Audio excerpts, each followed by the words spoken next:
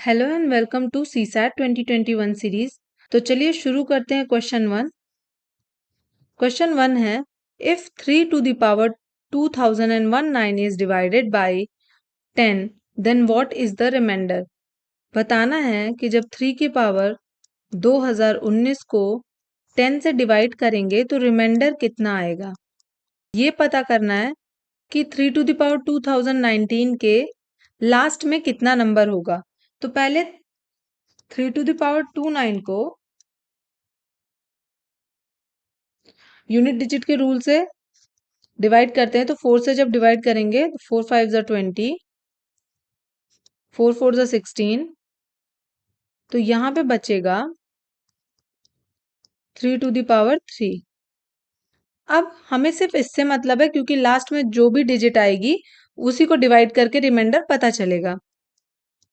तो यहाँ पे 3 to the power 3 divide by 10, 3 to the power 3 means 3 3 ज़ा 9, 9 3 ज़ा 27 upon 10।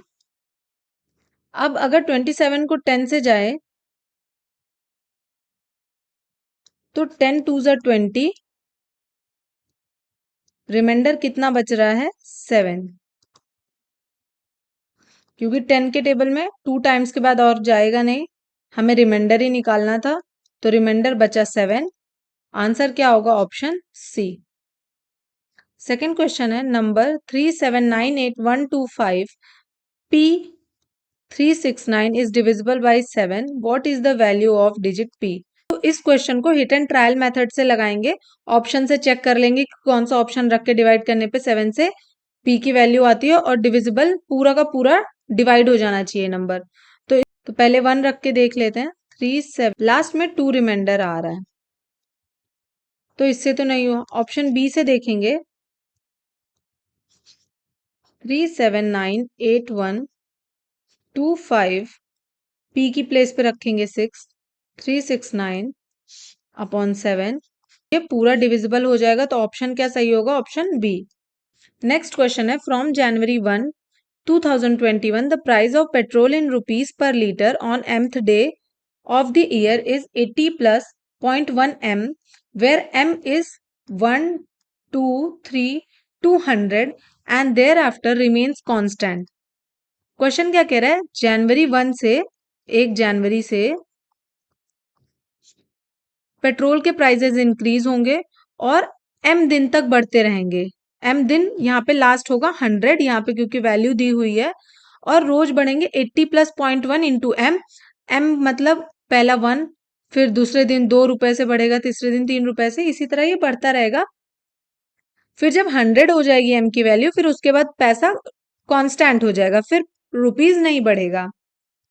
On the other hand the price of diesel in rupees per liter on nth day of 2021 is 69 plus 0.15 n for any n, किसी भी n के लिए ये price constant है। on which date in year 2021 are the prices of these two fuels equal। बताना है किस दिन इन दोनों के प्राइस इक्वल हो जाएंगे। सपोज m 1 जनवरी है, क्योंकि m की वैल्यू 1 से शुरू है, तो 1 जनवरी को इसका प्राइस था 80 प्लस 0.1। यहाँ पे m गिवन है और जिसमें साइन नहीं होता वो मल्टीप्लाई होता है, तो 1 से मल्टीप्लाई करेंगे तो 1 जनवरी को प्राइस रहा होगा 80.1। लास्ट 100, जब m की वैल्यू 100 हो जाए, क्योंकि 100 डेज के बाद पैसा जो है कांस्टेंट हो जाएगा, पेट्रोल के प्राइसेस नहीं बढ़ेंगे। तो 100 डे करेंगे तो 80 प्लस 0.1 इंटू 100, तो ये आएगा 80 प्लस 10, 90 रुपीज। यानी पेट्रोल के प्राइसेस 90 रुपीज तक आएंगे, फिर 90 रुपीज के बाद कांस्टेंट हो जाएंगे। अब ये 90 रुपीज जो कांस्टेंट हुए हैं, ये किसके बराबर होंगे? 69 प्लस 0.15 एन के लिए, क्योंकि डीजल के प्राइस nth डे के लिए, कोई किसी भी एन के लिए यही प्राइस दी हुई है। तो प्राइसेस को हमें इक्वल करना है, तो दोनों फ्यूल्स के प्राइस इक्वल कर दें। अब इस इक्वेशन को सॉल्व करते हैं। 90 .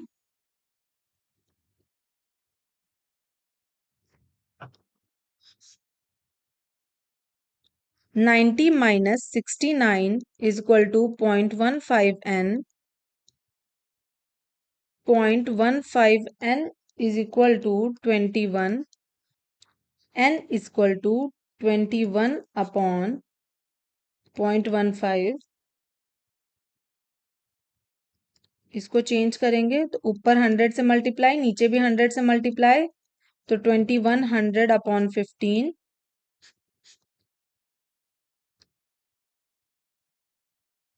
इसकी वैल्यू आई, एन की वैल्यू आ गई 140 डेज पे. डीजल nth डे 140 वाले दिन ये पेट्रोल के प्राइस के बराबर आएगा. तो अब निकाल लेते हैं. मई मई गिवन है कि 140 डे कब होगा. जनवरी होती है 31 की. 21 में ये लीप ईयर नहीं होगा. जनवरी 31 की, ये जैन हो गया. फेब हो गया 28 का. 31 अप्रैल 30. इन सबको प्लस करेंगे तो 120 डेज तो आ रहा है. और टोटल कितना होना चाहिए 140 डेज. यानी 30 अप्रैल तक तो 120 डेज हो गया. अब 1 मई से लेके 20 दिन जोड़ना है, तो 1 मई से लेके 20 मई, ये 20 दिन होगा. तो 20th ऑफ मई को दोनों के प्राइजेस सेम हो जाएंगे. तो ऑप्शन क्या सही होगा? Option B.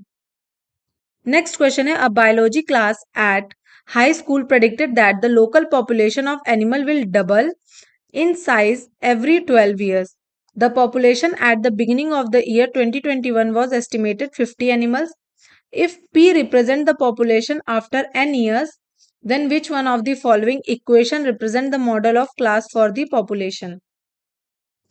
क्वेश्चन क्या, एक बायोलॉजी क्लास है जहां के बच्चे प्रेडिक्ट करते हैं कि हर 12 साल बाद, जैसे 2021 है तो 12 साल बाद 12 इयर्स, आफ्टर 12 इयर्स, जब इसमें 12 इयर्स प्लस करेंगे तो जो एनिमल्स हैं उनकी पॉपुलेशन दोगुनी हो जा रही है, डबल. यानी अगर 2021 में 50 एनिमल्स हैं तो 12 साल बाद 2033 में ये एनिमल के नंबर्स कितने हो जाने चाहिए? 100. अब बताना है कि कौन सा इक्वेशन इन चारों में से ये फॉलो कर रहा है. और P रिप्रेजेंट करता है population after n years. n years यानी आफ्टर 12 ईयर्स. तो अगर n की प्लेस पे 12 रखेंगे यहाँ पे तो ये तो बहुत लंबा इक्वेशन आ जाएगा, बहुत ज्यादा. 50 इंटू 12 ये नहीं होगा, क्योंकि एनिमल का जो नंबर है ये रिप्रेजेंट कर रहा है पॉपुलेशन P, जो वो 100 आना चाहिए. तो यहाँ 100 से ज्यादा आ जाएगा. यहाँ पर भी n की प्लेस पे अगर 12 रखेंगे तो ये भी 100 से ज्यादा हो गया. 12 इंटू 12 ही हो गया 144. इस पे रख के देखेंगे तो ये भी हो गया 2 टू द पावर 12 144, ये भी ज्यादा होगा. ऑप्शन डी पे रख के देखते हैं. P equal to 50 multiplied by 2 to the power n की वैल्यू 12, क्योंकि 12 साल बाद दोगुनी हो रही है, अपॉन 12 गिवन है, तो 12 अपॉन 12 विच मीन्स 1. तो P की वैल्यू आ गई 50 इंटू 2, जो कि 100 हो गई. और P पॉपुलेशन एनिमल्स के रिफर कर रहा था, 100 एनिमल्स. तो ऑप्शन हमारा क्या सही होगा? डी.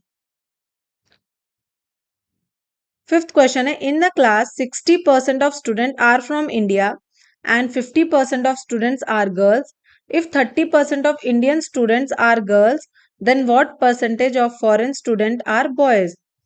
Foreign student वो भी boys का परसेंटेज निकालना है. क्वेश्चन क्या कह रहा है? टोटल कितना होता है? 100%. क्वेश्चन कह रहा है 100% में 60% स्टूडेंट इंडिया से हैं. तो लेट्स एज्यूम कि टोटल 100 बच्चे हैं. 100 बच्चे 100%. इसमें 60% यानी 60 लोग इंडिया हैं, इंडियन बच्चे हैं, और 40 फॉरेनर्स हैं, फॉरेनर बच्चे हैं. इन 100 स्टूडेंट में से भी 100 स्टूडेंट हैं ये. इन 100 स्टूडेंट में से भी 50 गर्ल्स हैं. क्योंकि दिया है 50% ऑफ स्टूडेंट आर गर्ल्स, तो 50 गर्ल्स हैं। टोटल 100 बच्चों में से 50 गर्ल्स हैं। अब नेक्स्ट लाइन है, if 30% of Indian student are girls. Indian student के 30% गर्ल्स हैं, तो टोटल इंडियन स्टूडेंट कितने हैं? 60। तो 60 स्टूडेंट्स का 30% अगर निकालेंगे तो निकल के आएगा कि 18 गर्ल्स हैं इंडियन स्टूडेंट में। इंडियन स्टूडेंट में टोटल 60 इंडियन स्टूडेंट में 18 गर्ल्स हैं और 42 बॉयज हो गए।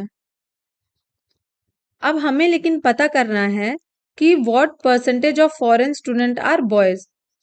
टोटल अगर 50 लड़कियां थी, उसमें से 18 लड़कियां इंडियन हो गई, तो यहाँ पे कितनी लड़कियां बची? यहाँ पर बची 32 गर्ल्स फॉरेनर्स। टोटल 50 लड़कियां थी, जिसमें से 18 गर्ल्स तो इंडियन हो गई, बाकी जितनी बची गर्ल्स वो फॉरेनर गर्ल्स होंगी। तो 40 तो टोटल फॉरेनर बच्चे ही थे। अब इनमें से बॉयज कितने हैं? 8 बॉयज हैं। फॉरेनर बच्चों में 8 बॉयज हैं एंड 32 गर्ल्स हैं। पूछा क्या है? Percentage of foreign students are boys. तो टोटल फॉरेन स्टूडेंट्स कितने हैं? 40 और बॉयज कितने हैं? 8। परसेंटेज पूछा है तो मल्टीप्लाइड बाई 100, तो टोटल बॉयज हैं 20%। फॉरेन बॉयज 20%, तो आंसर क्या सही होगा? Option D, 20%। क्वेश्चन नंबर 6 है, a statement followed by conclusion 1 and conclusion 2 is given below. You have to take the statement to be true even if it seem to be at variance from the commonly known fact. Read all conclusion and then decide which of the given conclusion logically follow from the statement disregarding the commonly known fact. Question क्या कह रहा है? Statement दिया है, दो conclusion दिया है, जो भी फैक्ट आपको कॉमन पता है उसको नहीं सही मानना है, जो यहां दिया हुआ है वही सही मानना है। स्टेटमेंट है, some cats are almiras, some almiras are chair, all chair are tables. अब कंक्लूजन क्या निकालना है? certainly some almira are table. Conclusion 2, some cats may not be chair. तो स्टेटमेंट से वेन डायग्राम ड्रॉ करते हैं। some cats are almira, cats almira, तो ये सेंटर वाला कुछ कैट अलमीरा है, हो गया। फिर सम अलमीरा आर चेयर, सम अलमीरा आर चेयर, तो इसके ना दो डायग्राम हो सकते हैं। एक तो यहां भी तो हो सकता है क्योंकि ये बीच में अलमीरा है, क्योंकि उन्होंने ये नहीं कहा ना कि कैट नहीं होना चाहिए। सम अलमीरा आर चेयर, तो अलमीरा तो यहाँ सेंटर में भी है, तो एक ये भी बन सकता है। And all chair are table, all chair are table, सारे चेयर टेबल हैं। और हमने अभी तक इस वाले क्वेश्चन में ये सीखा है कि जब तक किसी का प्रॉपर आंसर ना निकल के आए, जिसका एक ही कंक्लूजन हो, एक से ज्यादा कंक्लूजन ना हो, जिसके 2-3 कंक्लूजन निकलेंगे, वो आंसर कभी भी सही नहीं होगा। जिसका सिर्फ एक कंक्लूजन निकले वही आंसर हमेशा सही होता है। तो कंक्लूजन 1 क्या है? सर्टेनली सम अलमीरा आर टेबल, कुछ अलमीरा टेबल हैं।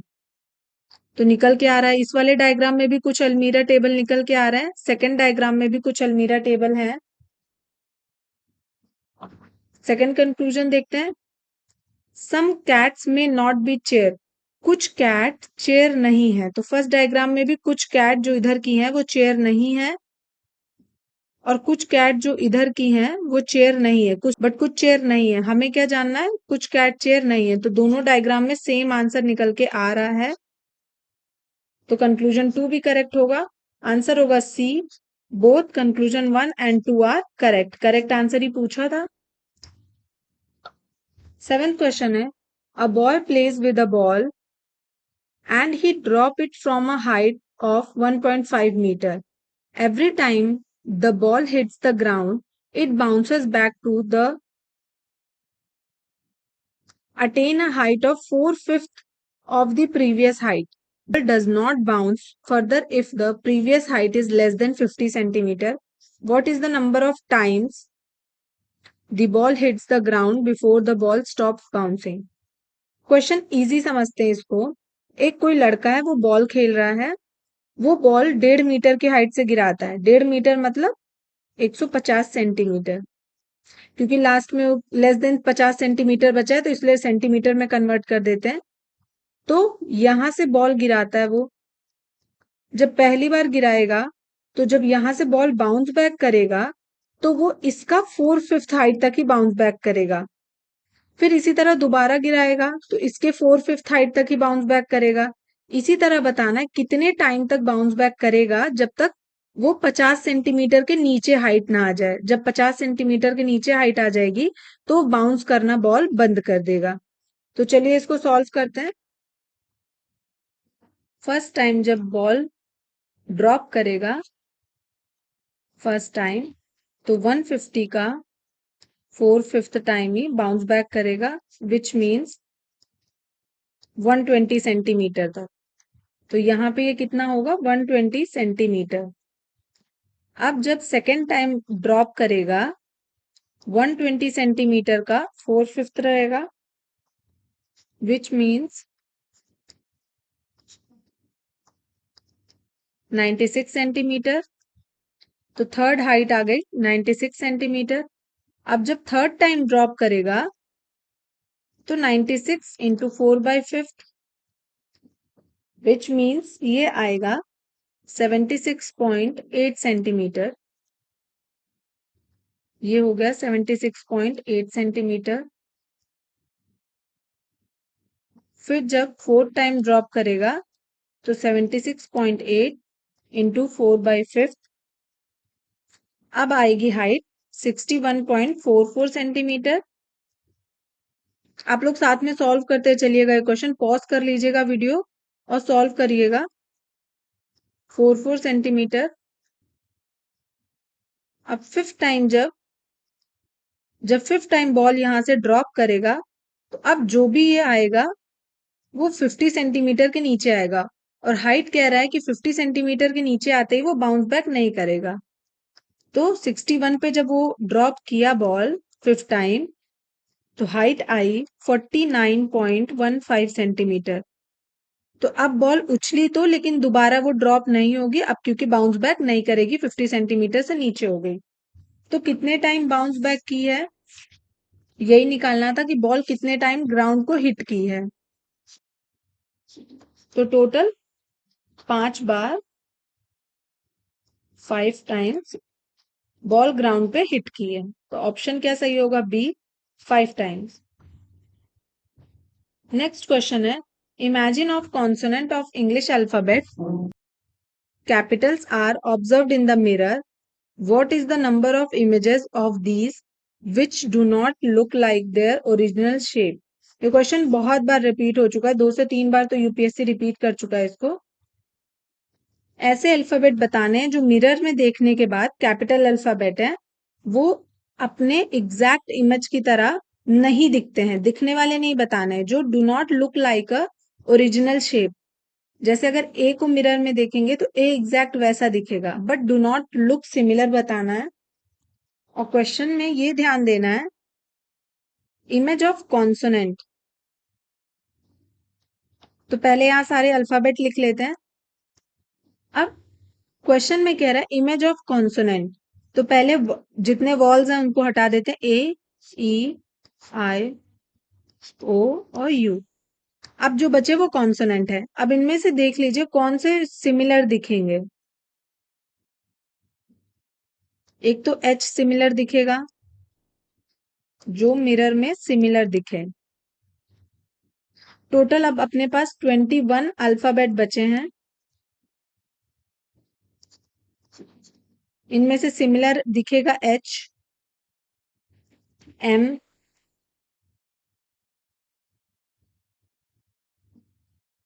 T, V, W, X and Y. ये इतने सिमिलर दिखेंगे। 7 सिमिलर दिखेंगे। टोटल 21 अल्फाबेट्स हैं।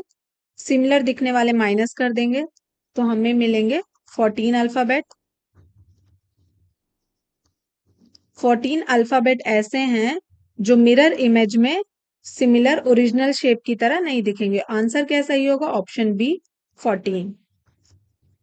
Next question, a bank employ drives 10 kilometre towards south from her house and turn to her left and drive another 20 kilometer.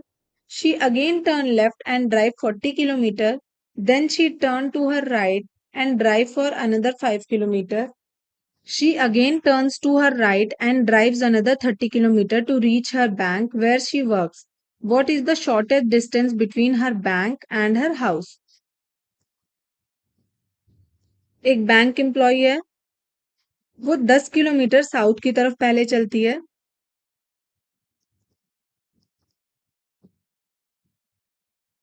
अपने घर से, यहाँ पे उसका घर है, and turn left, her left, and drive another 20 kilometre. फिर लेफ्ट मुड़ती है और 20 किलोमीटर जाती है, फिर लेफ्ट मुड़ती है और 40 किलोमीटर जाती है, अब राइट मुड़ती है और 5 किलोमीटर जाती है। She again turn her right and drive 30 kilometre, फिर राइट मुड़ के 30 किलोमीटर जाती है। अब यहाँ पे बैंक है, बैंक और घर से शॉर्टेस्ट डिस्टेंस बताना है, तो ये घर से bank in a straight line, तो शॉर्टेस्ट डिस्टेंस क्या होगा? ये 20 किलोमीटर, ये 5 किलोमीटर, दोनों को प्लस कर देंगे तो 25 किलोमीटर होगा। ऑप्शन बी करेक्ट है, shortest distance 25 kilometre. Question number 10 है, integers are listed from 700 to 1000, how many integers is the sum of digit 10? 700 से 1000 के बीच में ऐसे नंबर बताने जिनका सम 10 हो। तो चलिए करते हैं पहले 703, 7 + 0 + 3 करेंगे तो 10 आएगा। 712 सेम 10 आएगा। 721, 730, 700 में इतने ही नंबर होंगे। अब 800 में देखते हैं, 802, 811, 820, 3 नंबर। अब 900 में 901 एंड 910, टोटल इतने नंबर हो गए जिनका इंटीजर सम करने पे 10 आएगा। 9 numbers are total, option D correct होगा। नेक्स्ट क्वेश्चन है, a student appeared in 6 papers, total उसने 6 पेपर दिए हैं। Maximum marks are the same for each paper, सब पेपर के लिए मैक्सिमम मार्क्स सेम है। His mark in this papers are in the proportional 5:6:7:8:9:10. Overall, he scored 60%. In how many number of paper did he score less than 60% of the maximum marks? Let's assume कि maximum marks जो है वो 100 है सारे paper का, तो total paper कितने का हो गया? 600 नंबर का।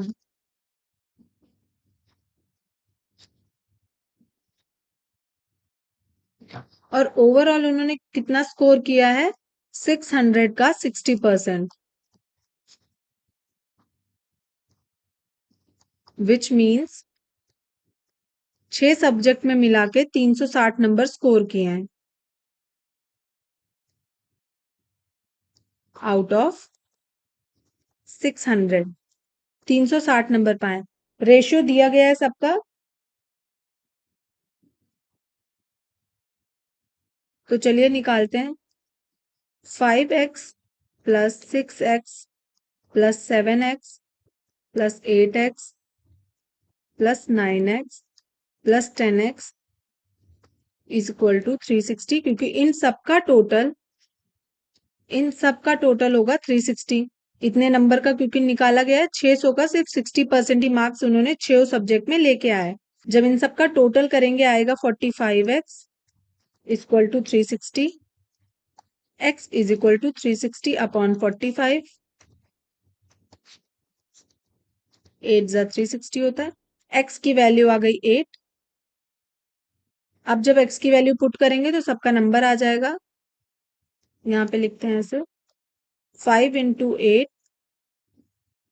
40, 6 इंटू 8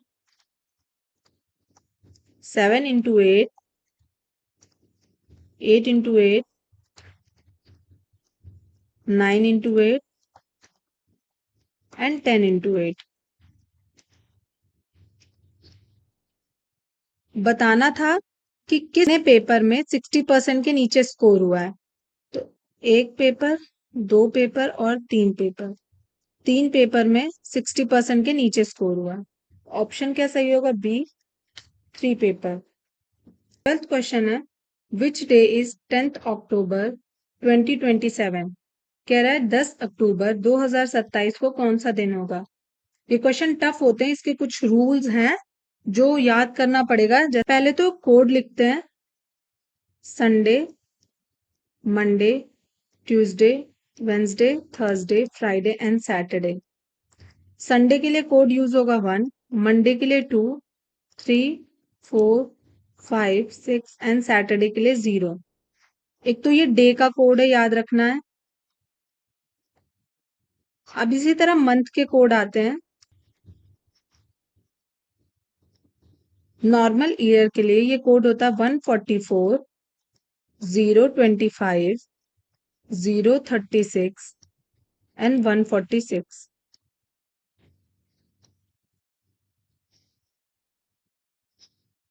और अगर कोई ईयर लीप ईयर है तो सिर्फ उसमें जनवरी और फरवरी का ही चेंज होता है, बाकी कोड सेम रहता है। जनवरी और फरवरी का चेंज होके 0 एंड 3 हो जाता है, बाकी कोड सेम एज ऊपर रहता है, सेम एज अदर मंथ। सिर्फ जनवरी और फरवरी का चेंज होता है लीप ईयर में, बाकी सबका कोड वही रहता है। ये हो गए कुछ कोड। और अगर सेंचुरी ईयर की बात करें, जैसे 2027 पूछा है तो 2000 सेंचुरी ईयर है, तो तीन चार कोड याद कर लेते हैं। 2000 के लिए होगा -1, 1900 के लिए होगा 0, 1800 के लिए 2 एंड 1700 के लिए 4। बस इतना ही पूछता है यूपीएससी, तो यही कुछ याद रखने हैं। ये डे वाला और मंथ वाला तो पक्का ही याद रखना है, क्योंकि ऐसे क्वेश्चन में बहुत हेल्प करता है। हमें तो टफ लगेगा, बट प्रैक्टिस कर लेंगे तो नहीं टफ लगेगा। जैसे 10th अक्टूबर, तो 10 अक्टूबर 2027, इन सबको अलग कर लिया हमने। 10 को जब 7 से डिवाइड करेंगे तो जो रिमाइंडर आएगा वही ऑड डेज होगा, ऑड डेज ही निकालना है। तो 10 को जब 7 से डिवाइड करेंगे तो रिमाइंडर कितना आएगा? रिमाइंडर आएगा 3। अक्टूबर के लिए हमने कोड क्या निकाला है? अक्टूबर के लिए कोड है 1, तो अक्टूबर के प्लेस पे 1 लिख दें। 2000 के लिए क्या कोड है? -1, तो -1। अब रहा ये लास्ट का 27।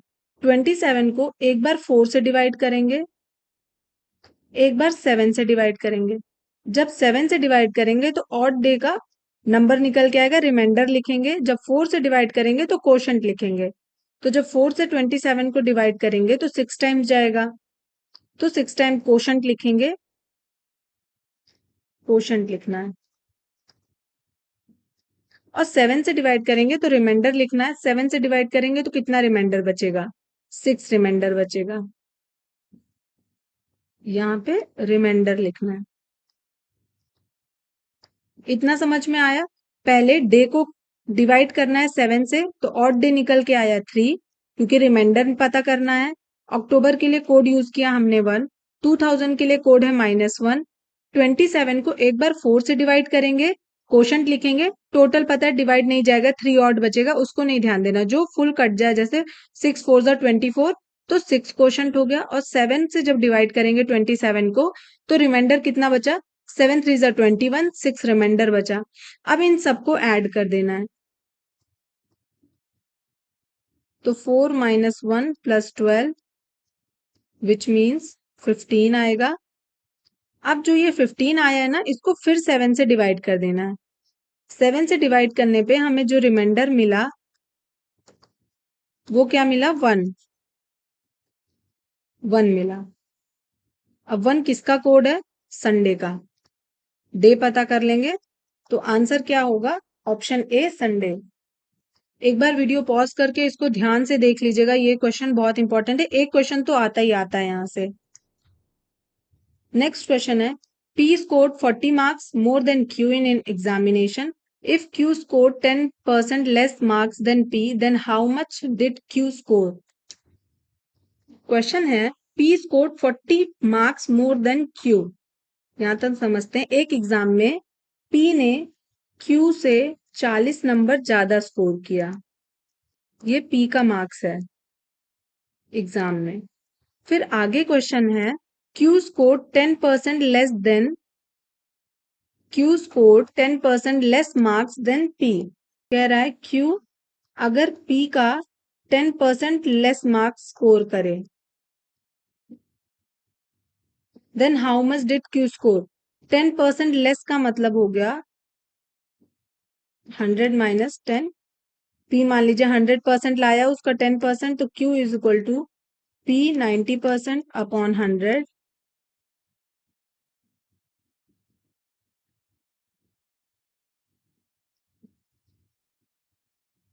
which means 10Q is equal to 9P। और P के प्लेस पे अगर Q प्लस 40 रख दें तो 10Q is equal to 10Q is equal to 9Q plus 360। Interchange करेंगे तो माइनस हो जाएगा, यहाँ बचेगा Q, 10Q माइनस 9Q हो जाएगा, यहाँ सिर्फ बचेगा Q, Q is equal to 360। तो Q ने कितना मार्क्स स्कोर किया है? 360। तो ऑप्शन ए करेक्ट होगा। दो इक्वेशन मिल गए थे, पहला ये इक्वेशन कि Q प्लस 40P है, फर्स्ट इक्वेशन हो गया था। सेकंड कह रहा था P ने जितना भी स्कोर किया होगा उसका 10% लेस, तो 100 माइनस 10 मतलब 90%। तो सेकंड इक्वेशन ये हो गया। जब दोनों इक्वेशन को सॉल्व करेंगे तो आंसर आ जाएगा 360। और नेक्स्ट क्वेश्चन है, a person P asked one of his 3 friends X has to how much money he had. X replied, if Y give me 40 rupees, then Y will have half of as much as Z. But if Z gives me 40 rupees, then three of us will have equal amount. What is the total amount of money that X, Y and Z have? Question क्या कह रहा है? P ने 3 दोस्तों में से कहा X, Y and Z से कि कितना पैसा है आपके पास। तो X ने रिप्लाई किया, अगर Y अपना 40 रुपए दे देगा तो Y Z का आधा हो जाएगा। अगर Y 40 रुपए दे दिया तो वो Z का कितना हो जाएगा? आधा। X ऐसा बोल रहा है। तो 2Y minus 80 is equal to Z। यहां से एक इक्वेशन निकल के आ गया। फिर सेकंड क्या है? X फिर क्या कह रहा है? बट अगर Z दे दे, Z अगर अपने में से 40 रुपए X को दे दे, X प्लस 40 हो जाएगा। अगर Z से 40 रुपए माइनस होगा तो X में प्लस हो जाएगा, तो ये तीनों बराबर हो जाएंगे। एक इक्वेशन ये निकल के आया। अब यहां से एक चीज पता चली कि X is equal to Y minus 40 होगा, जो कि इक्वेशन कह भी रहा है, और Z is equal to Y plus 40 होगा।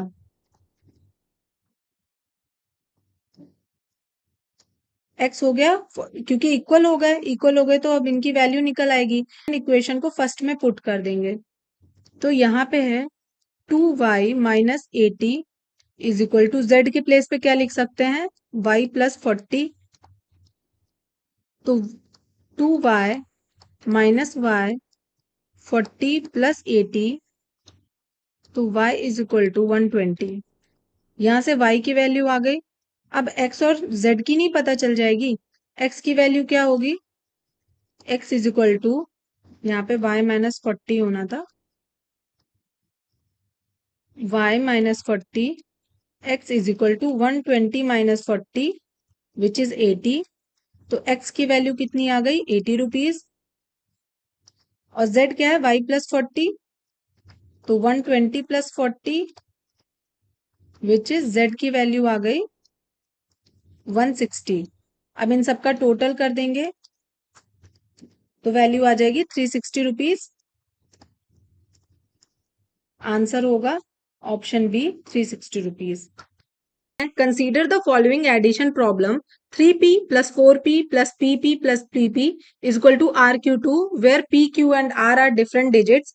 What is the arithmetic mean of all such possible sums?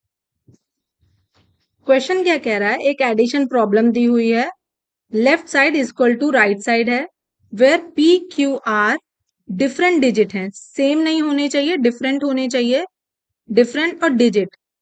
Question पे बहुत ही ध्यान देना है। डिजिट की बात की गई तो डिजिट 0 से लेके 9 तक हो सकता है,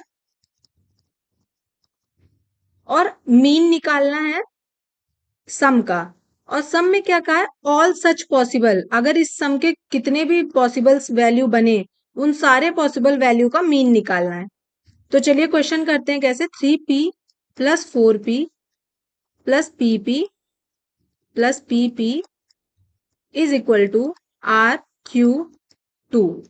अब यूनिट प्लेस पे क्या है, 2 आना चाहिए, तो यहां भी जो होगा यूनिट प्लेस पे क्या 2 आना चाहिए। तो अगर 3p को लिखें, देखिए p क्या है, वंस प्लेस पे है, और 3 कहाँ है, टेंस प्लेस पे है। तो टेंस प्लेस पे यानी 3 को 10 से अगर इंटू करें तो 3 यहाँ पे 30 होना चाहिए, और p की वैल्यू नहीं पता, तो 30 में प्लस क्या करेंगे p। ये यूनिट प्लेस पे तो जो भी नंबर यहाँ पे होगा प्लस होके सेम वैल्यू आ जाएगी। तो इसको लिखेंगे 30 plus p plus 40 plus p plus, अब यहाँ पे ये टेंस प्लेस पे है तो 10p plus 10p plus p। यहाँ पे p की वैल्यू नहीं पता ना कि यहाँ पे 1 होगा, 2 होगा, 3 होगा। अगर 3 होगा तो 30 हो जाएगा, 4 होगा 40 हो जाएगा, 1 होगा 10 रहेगा, इसीलिए यहाँ पे p लिखे हैं। प्लस फिर 10p plus p is equal to RQ2।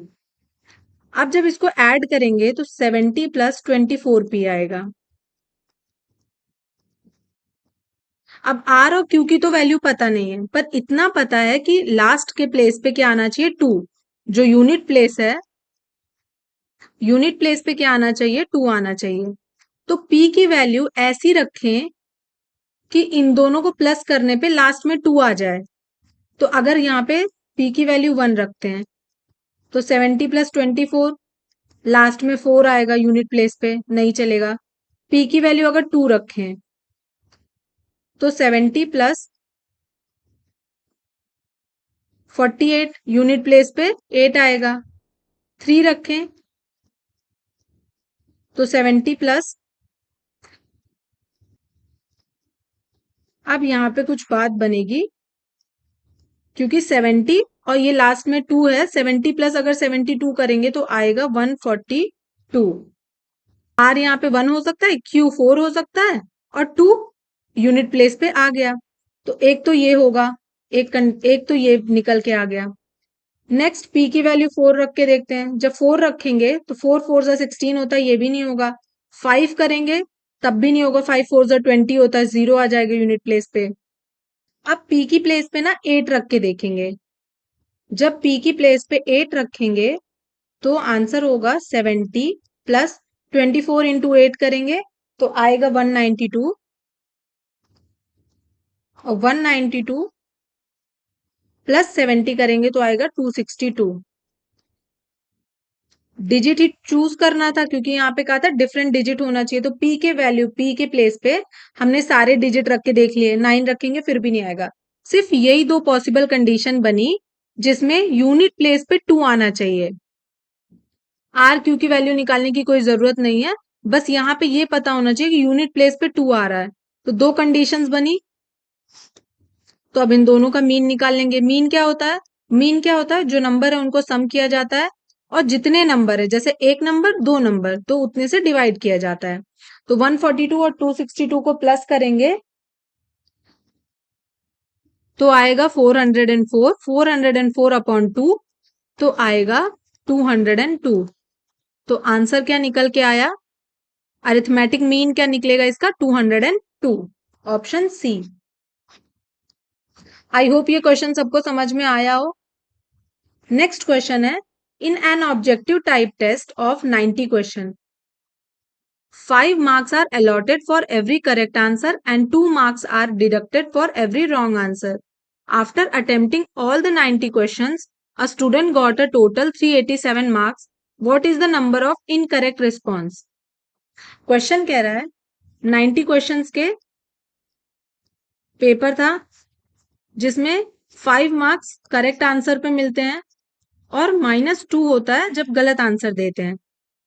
Total 90 questions उसने अटेम्प्ट किए क्योंकि ऑल क्वेश्चंस अटेम्प्ट किए और स्टूडेंट को मिला 387 मार्क्स। टोटल 90 क्वेश्चंस अटेम्प्ट करने के बाद 387 मार्क्स मिला। तो इनकरेक्ट रिस्पॉन्स बताना है। जैसे यूपीएससी में होता है, करेक्ट के लिए 2 मार्क्स मिलते हैं और 1/3 हो जाता है माइनस मार्किंग जब गलत करते हैं। इसी तरह सेम ये क्वेश्चन भी है।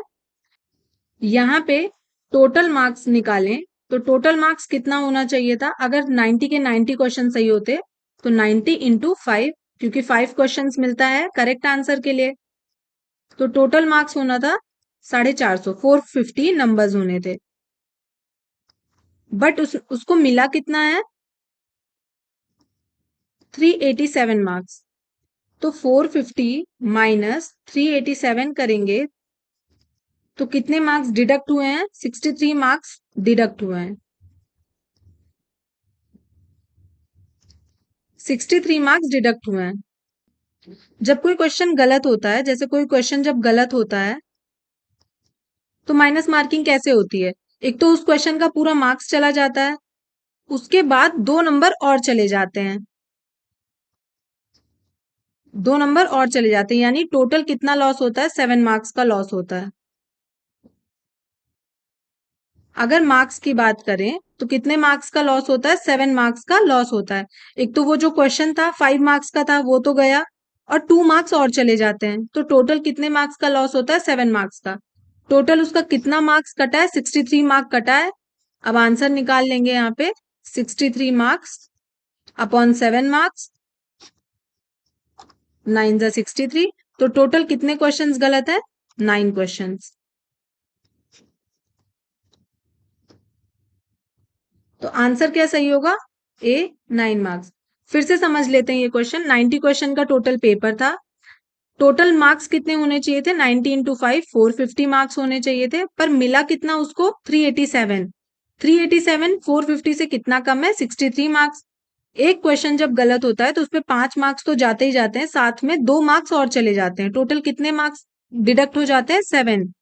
तो 63 मार्क्स को जब 7 से डिवाइड करेंगे तो हमें क्वेश्चन मिल जाएगा 9 क्वेश्चंस टोटल गलत हैं। तो आंसर क्या होगा? ए। नेक्स्ट क्वेश्चन है, कंसीडर द फॉलोइंग स्टेटमेंट। पहला क्या दिया है? The sum of 5 consecutive integers can be 100,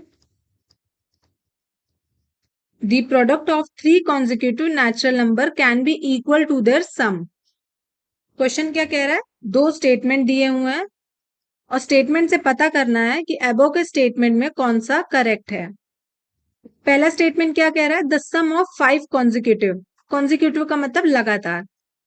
तो एक की वैल्यू ले लेते हैं X plus 1, x+2, x+3 and x+4 is equal to 100।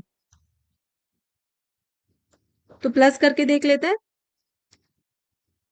5x plus 10 is equal to 100, 5x is equal to 100 minus 10, x is equal to 90 upon 5, 18। तो x की value क्या आ गई यहाँ पे? 18। तो जब x की वैल्यू पता चल गई तो बाकी पांचों भी पता चल जाएंगी, विच इज 18, 19, 20, 21 एंड 22। जब इन 5 नंबर को प्लस करेंगे तो इनकी वैल्यू क्या आएगी? 100। तो मुझे तो हमें फर्स्ट वाला ऑप्शन तो सही निकल गया, फर्स्ट स्टेटमेंट तो करेक्ट है। द सम ऑफ 5 कॉन्जिक्यूटिव, ये 5 लगातार नंबर है और इनका जो सम होगा वो 100 के बराबर भी है, तो ये करेक्ट हो गया फर्स्ट स्टेटमेंट।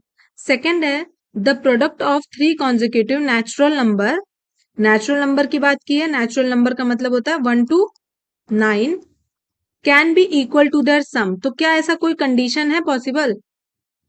एक कंडीशन ऐसे बन रही है 1 plus 2 plus 3 is equal to 1 into 2 into 3, 6 is equal to 6। तो सेकेंड स्टेटमेंट भी ट्रू हो जा रही है, तो आंसर क्या करेक्ट होगा? Both 1 and 2 are correct. Next question है a cubical vessel of side 1 meter is filled completely with water. How many milliliter of water is contained in it? Neglect thickness of vessel. 1 metre का vessel है, side है, vessel की side है, ये millilitre पूछा है, ml।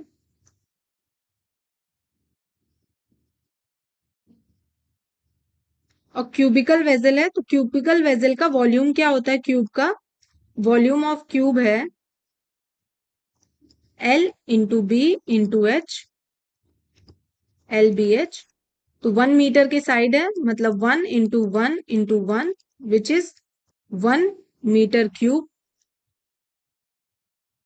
And 1 metre is equal to 100 millilitre.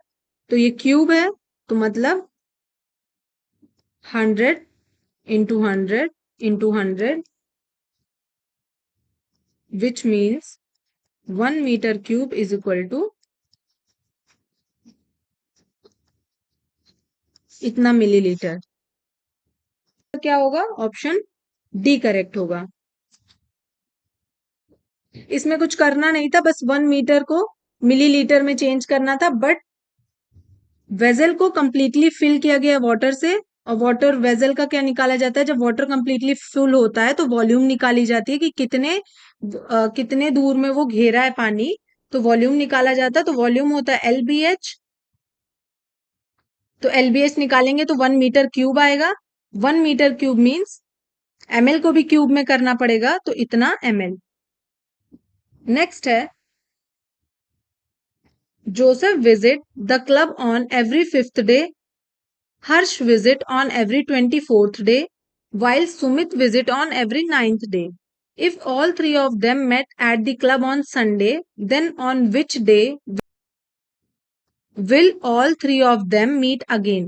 Question कह रहा है जोसेफ क्लब में हर 5वें दिन आता है, हर्ष 24वें दिन आता है, और सुमित हर 9वें दिन आता है।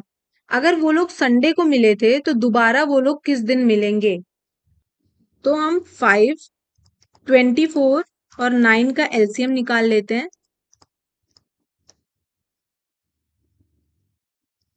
एलसीएम आएगा 360,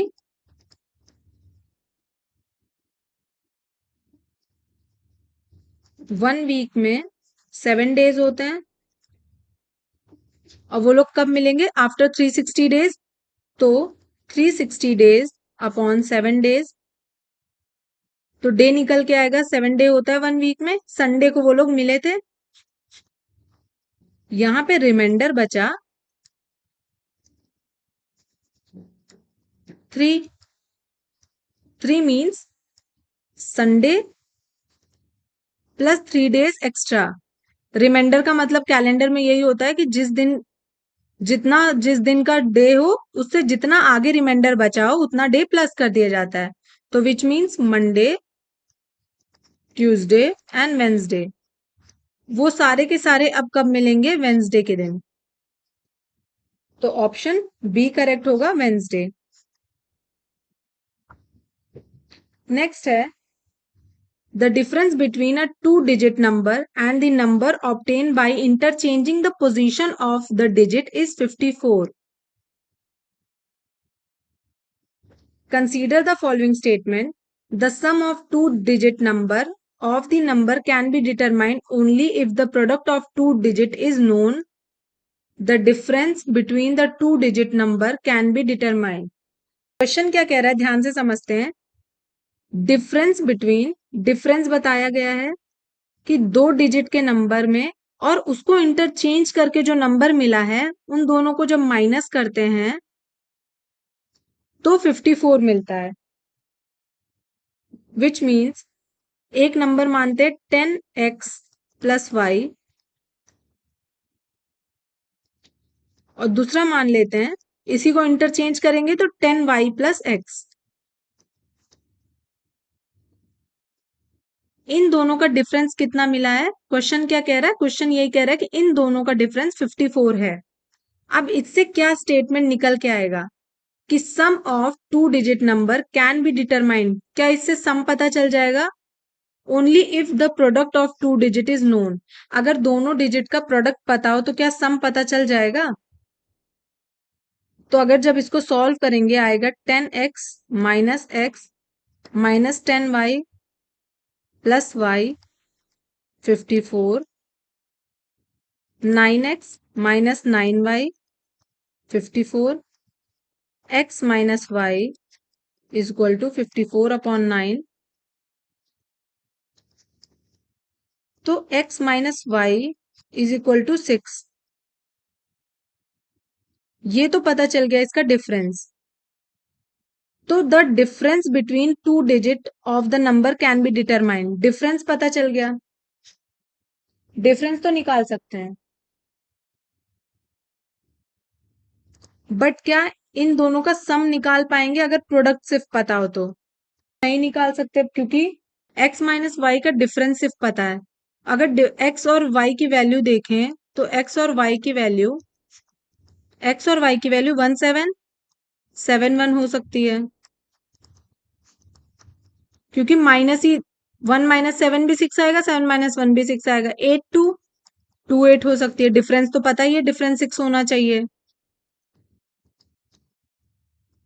3993। तो क्या इससे सम निकल के आ जाएगा? कि क्या सम निकल के आ रहा है? सम भी नहीं पता चलेगा और प्रोडक्ट भी नहीं पता चलेगा, क्योंकि दोनों नंबर, क्योंकि इतने सारे पॉसिबल्स मिल रहे हैं, इतने सारे पॉसिबल नंबर्स मिल रहे हैं, तो इसका फर्स्ट ऑप्शन तो नहीं निकल के आएगा। सेकेंड ही सिर्फ पता चलेगा डिफरेंस। आंसर कौन सा करेक्ट होगा? Option B, only 2। Next question है, if the price of an article is decreased by 20% and then the new price is increased by 25%, then what is the net change in the price. कोई article है, वो 20% पहले decrease होता है, फिर उसका new price 25% increase होता है, तो प्राइस में कितना चेंज होगा वो बताना है। इसको करने के ना दो मेथड है। मेथड वन, जो प्राइमरी तरीका है कि लेट्स एज्यूम करते हैं कि प्राइस, इनिशियल प्राइस रही होगी, इनिशियल कॉस्ट रही होगी 100 रुपीज, तो 100%। पहले क्या हुआ? 20% डिक्रीज हुआ, तो 100% से 20% डिक्रीज हुआ, विच मीन्स 80 रुपीज बचा। अब नेक्स्ट क्या कहता है कि जो नया प्राइस है वो 25% इंक्रीज हुआ, तो अब नए प्राइस में 80 का 25% इंक्रीज करना है। यहाँ पे 20 करके माइनस कर लीजिए, या तो इसको 80 कर लीजिए। 80 का जब 125% करेंगे ये आएगा 100 रुपीज।